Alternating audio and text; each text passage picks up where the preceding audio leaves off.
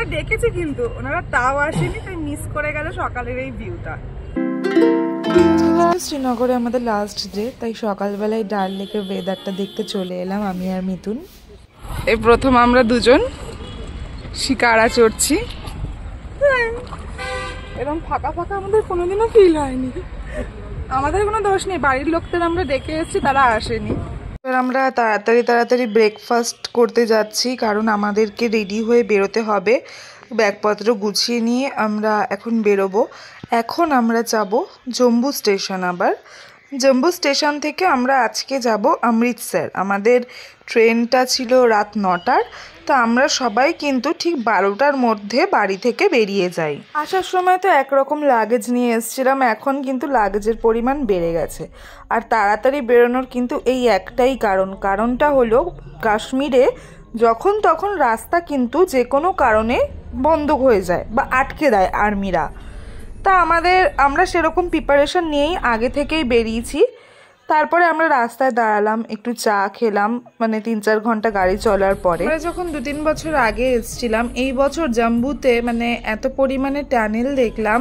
আগে কিন্তু সত্যি কথা বলছি এত পরিমাণে টানেল ছিল না, এখন তো প্রচুর দেখলাম টানেল হয়ে গেছে আর হচ্ছে, মানে প্রচুর কাজও চলছে টানেলে হওয়ার। রাস্তাঘাট কিন্তু এখন ভালোই, টানেলগুলোর কি দরকার হলো সেটা আমি জানি না, কিন্তু রাস্তাঘাট তো জম্বুর আমি আগেও দেখেছি খুব সুন্দর রাস্তা, এখনও খুব সুন্দর রাস্তা।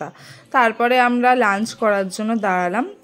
পনির নিয়েছিলাম, নেহা রাজমা চাওয়াল নিয়েছিল, আর আমরা রুটি আর পনির নিয়েছিলাম। আচ্ছা, এখানে আর একটা স্ক্যামের কথা তোমাদের বলে দিই। আমরা যেখানে যেখানে খেতে দাঁড়াচ্ছি সেটা তো অলরেডি ড্রাইভারের হলো চেনা পরিচিত জায়গায়, আর ড্রাইভারেরও খাওয়ার টাকা কিন্তু প্রত্যেক জায়গায় আমাদের কাছ থেকে ধরে নিচ্ছিল।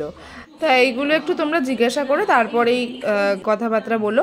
তারপর আমরা স্টেশনে পৌঁছে যাই, একটু তাড়াতাড়ি পৌঁছেছিলাম।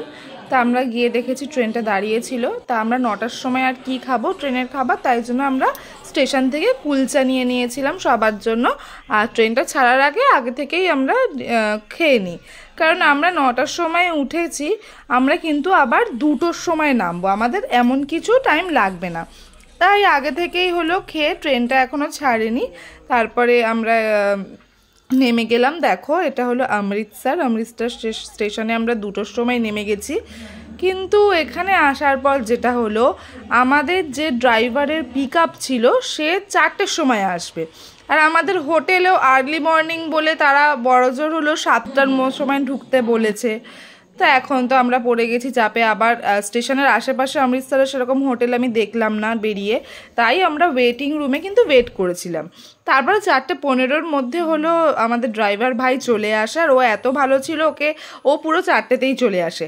তা হোটেলে যাওয়াতে ওরা আমাদেরকে দেখো রুম, আমরা 5টার সময় হোটেলে গেছিলাম, ওরা কিন্তু তাও 5টার সময় আমাদের জন্য রুম দেখো খুলে দিল।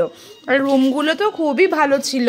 এখন তোমাদের গুড নাইট বলবো না গুড মর্নিং বলবো বুঝতে পারছি না, কিন্তু আজকের ব্লগটা এতটাই। আবার কালকে তোমাদের সাথে দেখা হচ্ছে, টাটা।